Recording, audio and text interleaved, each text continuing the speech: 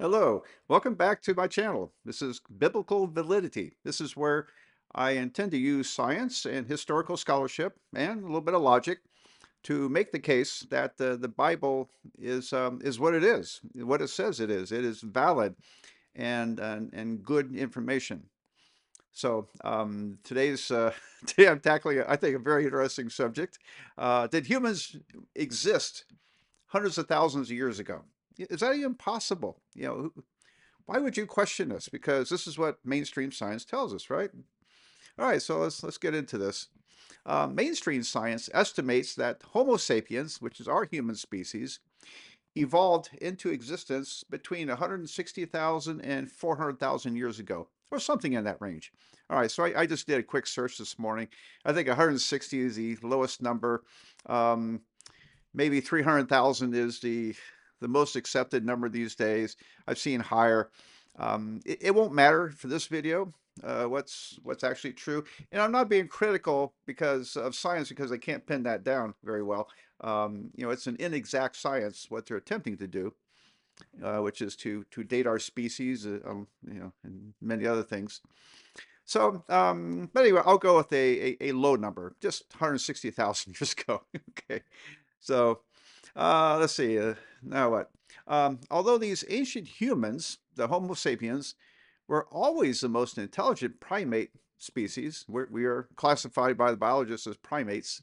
That means we're in the monkey group.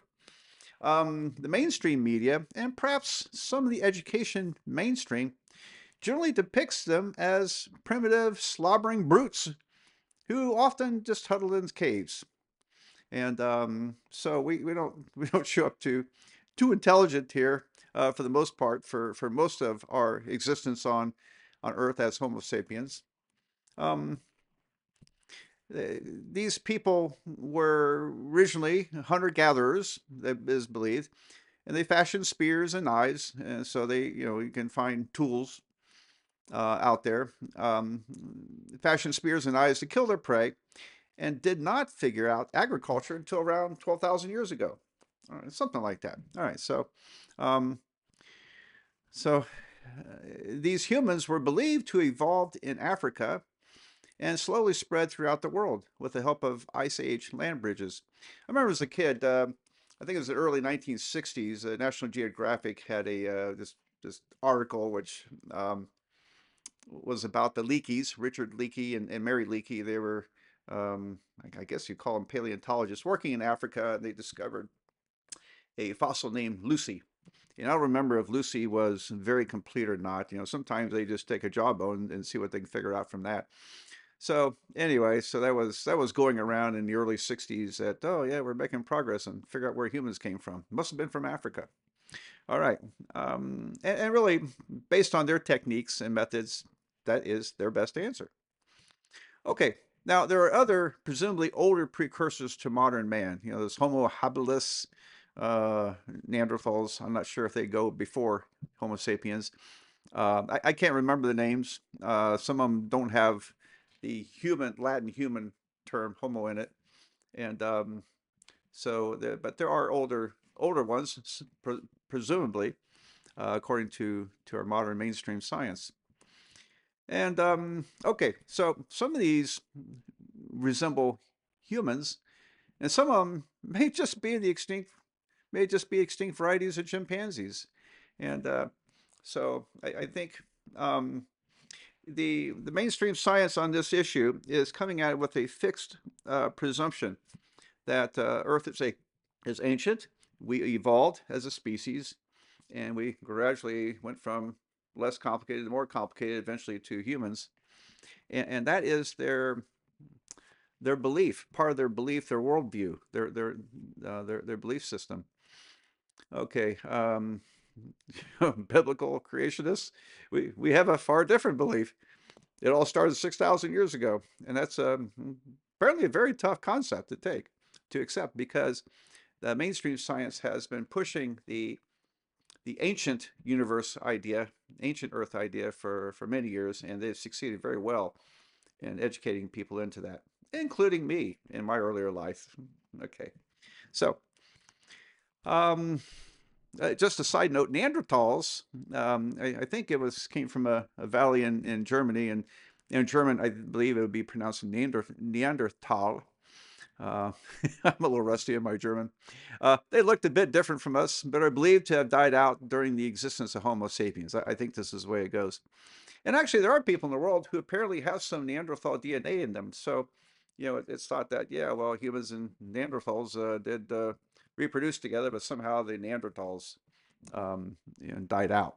Okay, and I'm sure there's a lot of theories about that. All right, well, what are the problems with the ancient human theories? And I hope I've represented it pretty accurately. I don't want to come at this in some very critical mode. I wanted to say, well, okay, well, here are their theories. How does the evidence for their theories stack up with the evidence for that's contained within the Bible? And that's what we're looking at. And so, and I mentioned this in a little bit earlier video on the limits of knowledge, and also how did I go? Limits of knowledge, and I forgot what it's called. Anyway, too much in my mind. But anyway, there's two ways to looking at. I mean, there's a way to look at this. Okay, so here are two issues, and they're pretty much polar opposites. On the one side, you have mainstream science saying that ancient humans date to hundreds of thousands of years ago and evolved, and eventually became modern humans in our sense with our civilizations. On the other side, you have a very radical view compared to this one, in which God created the earth, God created the universe roughly 6,000 years ago. The first humans were Adam and Eve, and the story goes from there. All right, now no one's really arguing for that I can tell anything really in between there. So you could say, well, it looks like one of these has got to be true, one of them's got to be false. All right, now how's the evidence going with this? If the people studying on the false side, whichever side that is, their science is going to continually reveal some contradictions and problems, and then they got to revise their theories, constantly revise their theories. I made the point in an earlier video that this is like Jesus's parable of the wise man who built his house on rock versus the foolish man who built his house on sand. And so, whichever of these two sides is the foolish side, I guess you might say. I don't want that to sound too critical, but whichever side is wrong, the evidence is just never going to support it very well. You'll continually run into problems and contradictions. You have to keep revising your theories. And by the way, it's quite normal in science to have to revise theories. That's how science goes for the most part. That we refine our theories until we think we've got it right through experimentation, but sometimes they're just theories, and the evidence isn't may not be so strong. Okay, now and then whoever's working on the true side, um, their science is going to continue to gradually confirm the truth. It's not going to lead to much in the way of contradictions. Contradictions would be mistakes in their judgment or how they explain things or understand things. But scientific discoveries on the true side are going to tend to confirm the true side, won't they? All right, so let's look at some problems with these ancient human theories. So as with all evolutionary theories, okay, and this, I think this bugs them. There has been no evidence of transition fossils from one kind to another different kind, only evidence of adaptation within each kind. Now, let me elaborate on that a little bit. I'm using the word kind to be consistent with the Noah's flood story. God put the animals on the, well, actually, Genesis.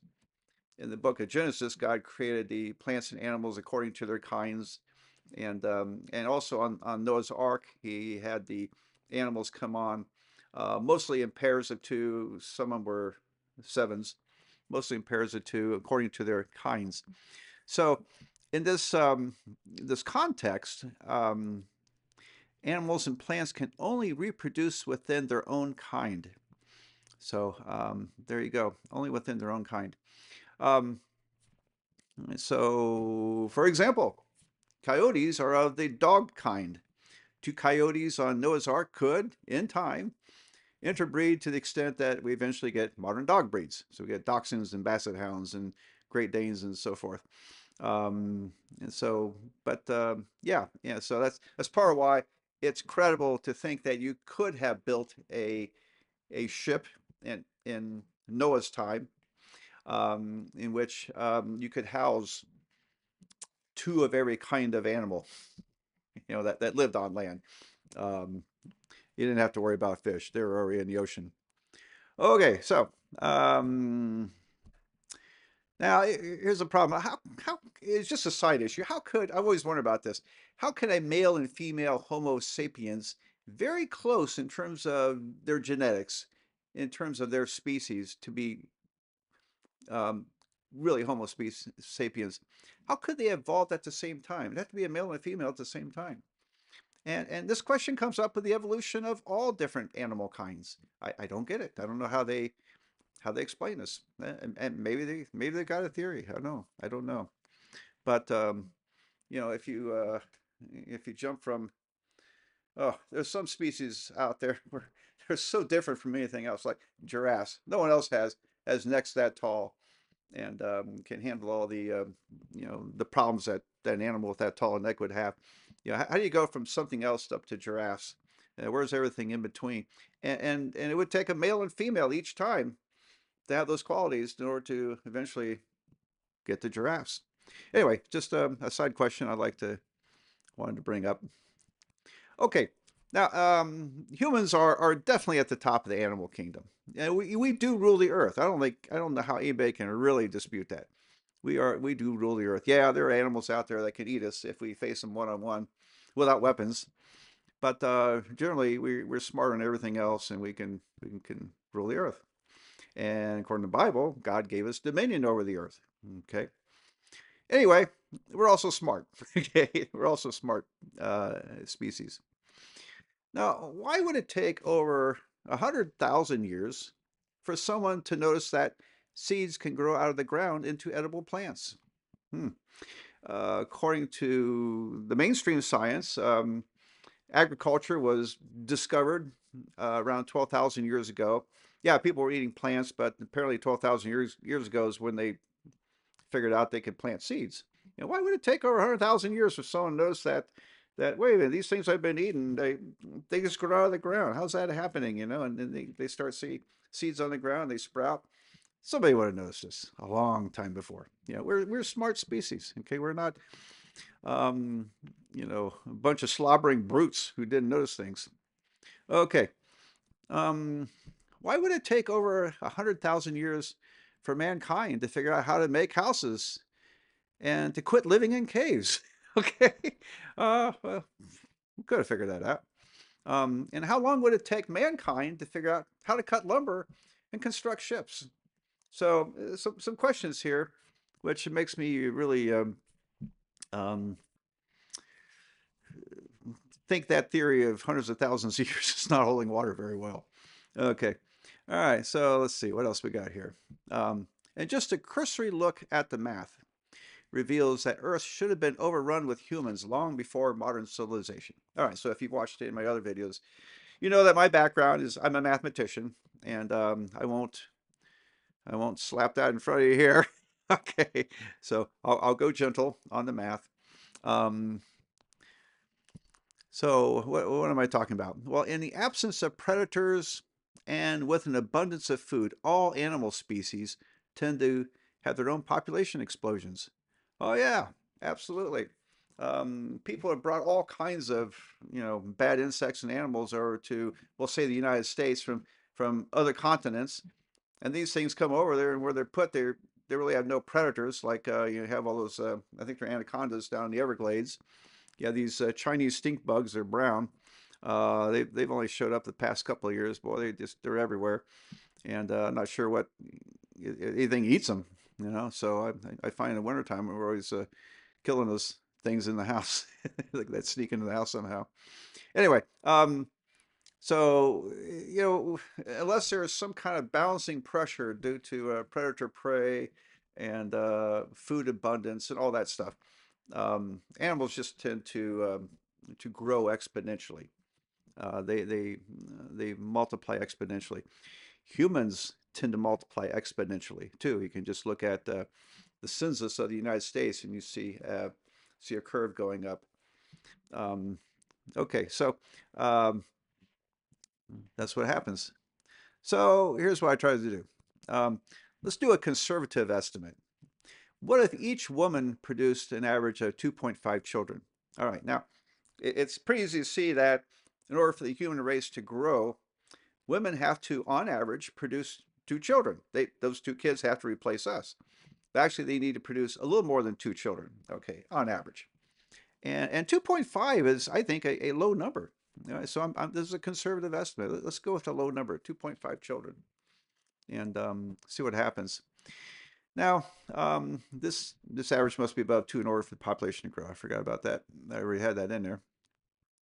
Okay, now, if humans were caveman hunter-gatherer types for over 100,000 years, you could reasonably expect that making babies and enjoying children may have been at the top of their entertainment list. Okay, and you see this today in more um, poor societies where they don't have much to do um, except they make babies. So population growth tends to happen greater in poorer countries. You get to the more developed countries, and we find other things to do. We don't make as many babies.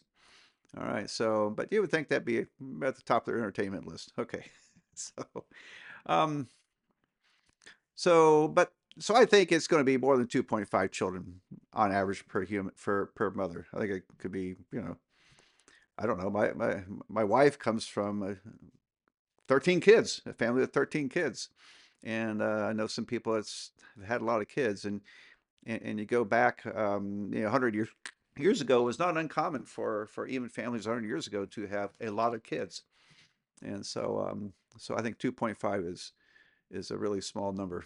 Okay, sticking with our low conservative estimate of only 2.5 children per woman, you can readily estimate that there would be around 8 billion people after about 99 generations. And 8 billion is close to our current population. I think we were supposed to have hit 8 billion about 3 or 4 years ago. Anyway, so it's roughly our population. And at that rate, a small rate, 2.5 children per woman, you can calculate some. It take about 8 billion. You get 8 billion after about 99 generations. And so if a generation is 30 years, and people are all over the map on estimating generations, but if it is, then this number is reached in a little less than 3,000 years. Okay, it doesn't take long, 3,000 years. And if you go back 3,000 years from now, there weren't that many people in the world, so this is not unreasonable at all. Okay, so as you can see, humans would have overrun the Earth early into that ancient time when humans, Homo sapiens, would have first appeared. We would have overrun the Earth pretty quickly.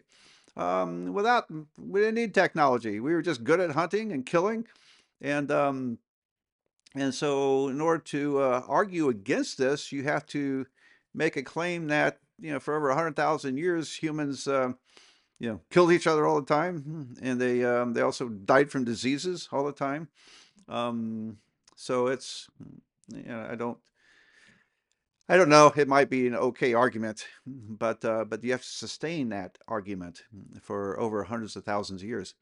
So it if humans organize into big societies like countries and they can dominate other countries, then you would expect that they would grow fast. So anyway, I think this raises a problem.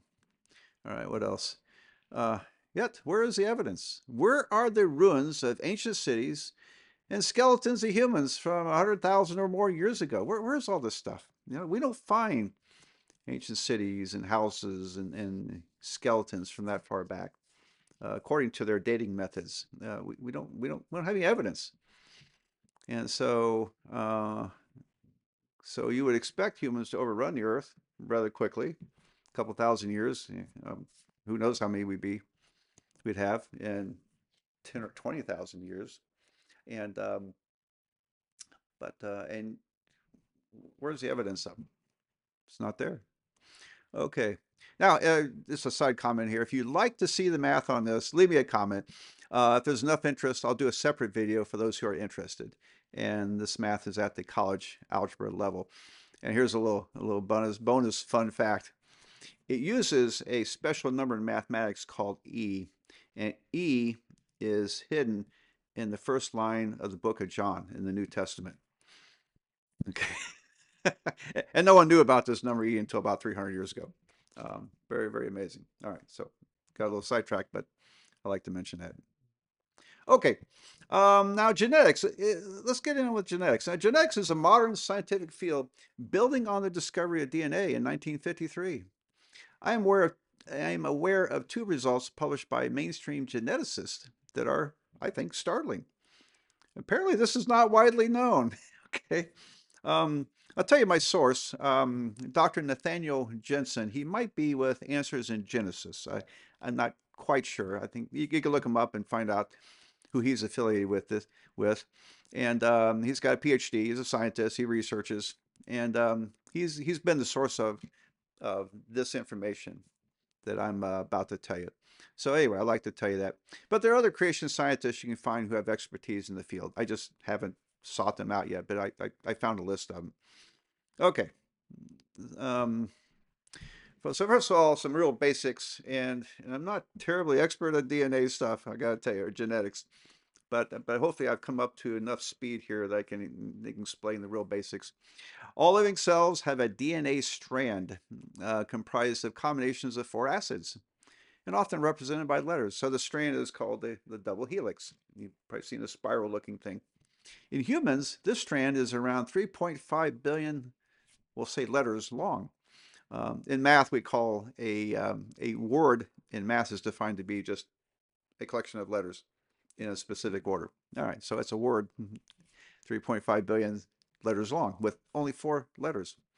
DNA is the computer code in our cells, which determines the production of needed complicated organic molecules and structures for living and reproduction. Oh boy, does it. Um, I will take a long look at this amazing stuff in a future video. It's very exciting to look at this issue that the machinery inside our cells surpasses anything we've ever been able to construct on Earth. It's just it kind of blows your mind to look at all that.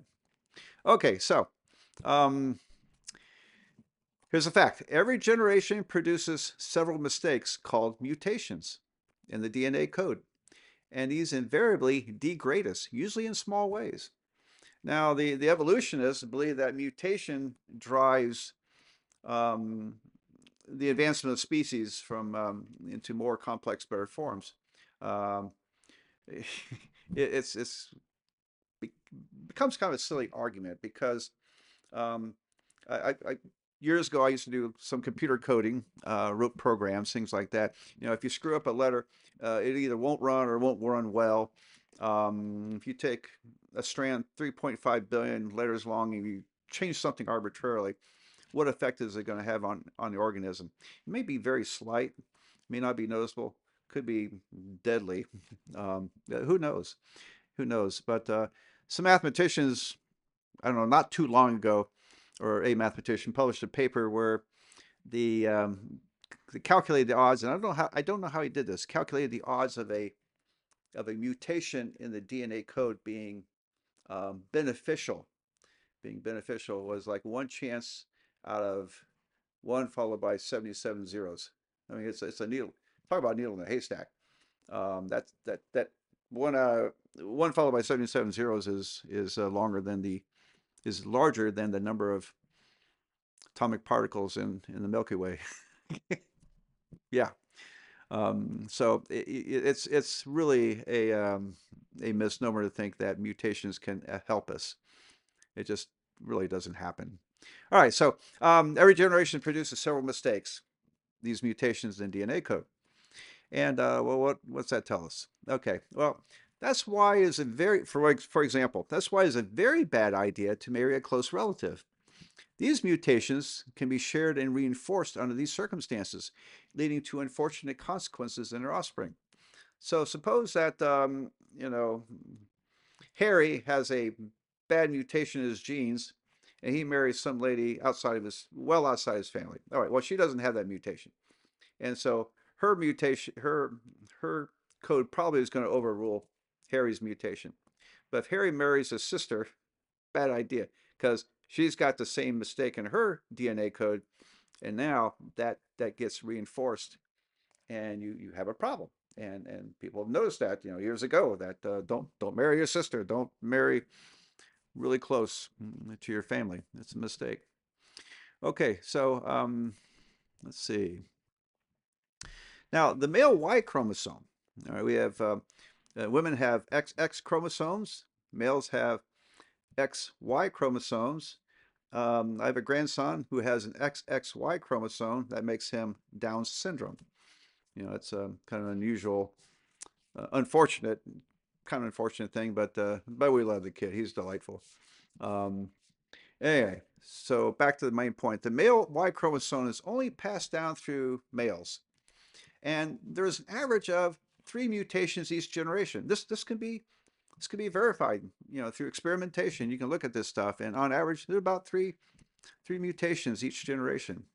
All right. Well, they act as sort of a clock that allows us to track changes through time. So if you count up mutations and changes in DNA in the Y chromosomes, you can start to measure time through generations.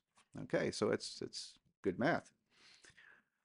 As a result, it is estimated that we all have a common male ancestor from about 4,500 years ago, not hundreds of thousands of years. Now, this was published by, to my knowledge, according to Dr. Jensen, I think that's his name.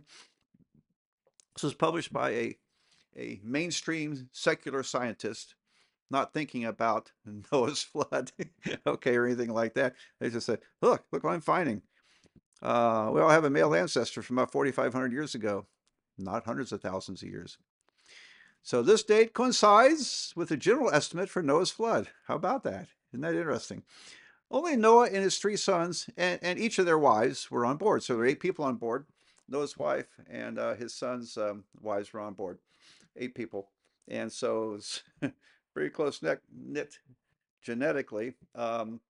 Noah is just a little extra here. Noah is the 10th generation from Adam, I believe. Go through the Bible. He's the 10th generation. And so his genetics were still fairly pure. And so it wasn't, obviously, if this is true, Noah's flood was true, and there were only 8 people on board, then who were their kids going to marry? Probably their cousins. All right. And so there was some close stuff there, that we wouldn't want nowadays. But in those days, presumably, if all this is true, I would say the genetics were okay, and then causing big problems in his day. All right. Now let's see what else. So a common ancestor 4,500 years ago is a real conundrum for scientific naturalists. They steadfastly deny the possibility of a worldwide calamitous flood, catastrophic flood. Um, they seem to be hardened against the evidence, and there's a ton of evidence out there for Noah's flood, or a big catastrophic flood, we'll say.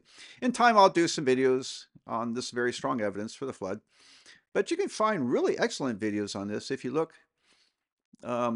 Produced by if you look, which are produced by experts in geology. I messed up my English there a little bit, sorry. You can find great videos out there, and actually anything I'm talking about in the science. If you want to get deeper into the science and listen to people who are expert in those fields, I can't be an expert in every field of science. I have some expertise in math, that's it. I would certainly encourage you to go further with any of this, and verify that, does it make sense what I'm saying? If you're interested, does it make more sense what they're saying? And so, yeah, let me always encourage you to go further. All right, so if you're interested.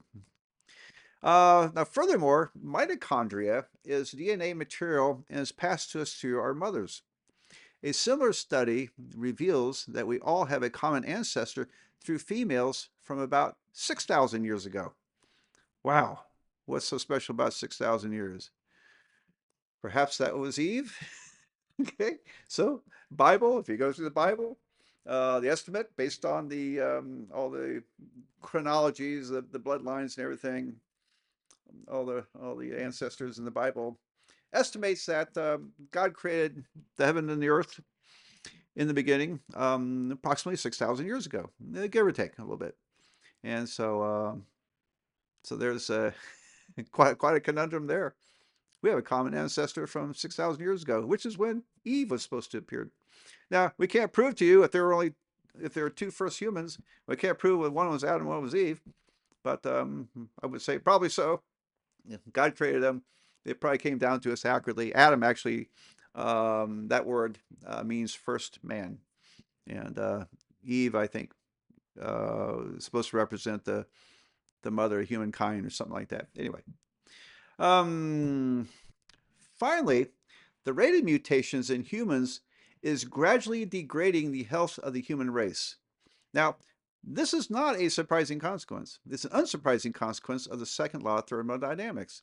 I'll have to explain that one of these days, unless you, of course, you can go out there and look it up if you want to.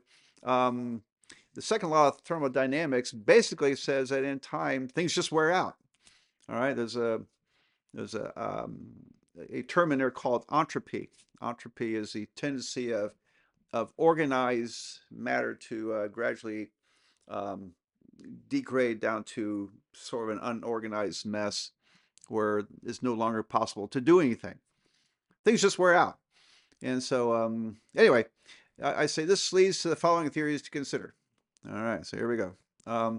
If Adam and Eve were real and started with perfect genetics, the earliest humans from 6,000 or so years ago could have lived for hundreds of years and safely married close relatives, which would have been necessary in those earliest days. Yeah, a common question is, well, who did Cain marry? Cain was remember, he was the first son of Adam and Eve, and he killed his brother Abel over a fit of jealousy.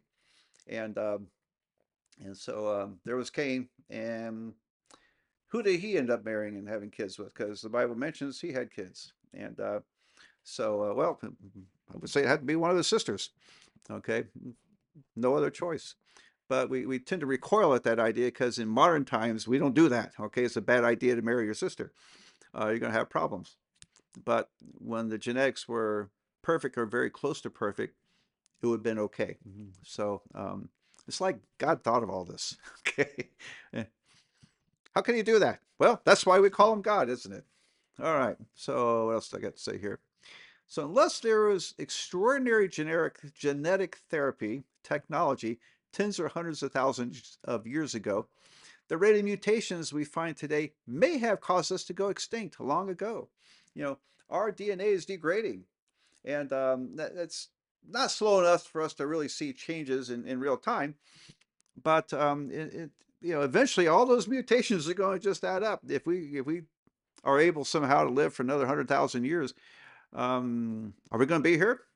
And I would say that probably not, unless people submit themselves to some kind of genetic therapy that corrects those issues. Okay, just my thoughts. But pretty sure they didn't have genetic therapy 100,000 years ago. Okay, now then, it's just a theory. Perhaps God only planned for us to be here on this fallen earth for 7 or 8 thousand years. Okay. So yeah, maybe we were intended to be a fairly short-lived earth in terms of geologic time. 7 or 8 thousand years would be considered just a blip in time. And that may be it. So it could be, well, God set it up so that, yeah, that'll be good. That's all I need. All right. My idea, a theory. Okay. Now here's a bonus teaser. I just found this out about a month ago. Jewish DNA is often found in Cherokee Indians. Isn't that interesting? Came from one of the lost tribes of Israel? I don't know. I just throw that out there. So, okay. Well, thanks for tuning in. I hope you find these interesting. I should have said this at the beginning of the video, pointed this out. I try to make this really convenient. If you don't want to listen to me and you want to skip through this faster, just turn the sound off and read the slides, and that will give you the essence of what I'm trying to get to. You can always turn the sound off if you want to hear me elaborate a little bit. So that's one way of watching these. You don't have to listen to me talk. Um, Another is that if you're a good listener and attentive, you don't have to watch me. You don't have to watch me. You can just listen to this, listen to it in the car or something like that, and but also combine them together. So you know, anyway, try to make that convenient. Okay, well, that's it. I'll roll credits and we'll go on to another video.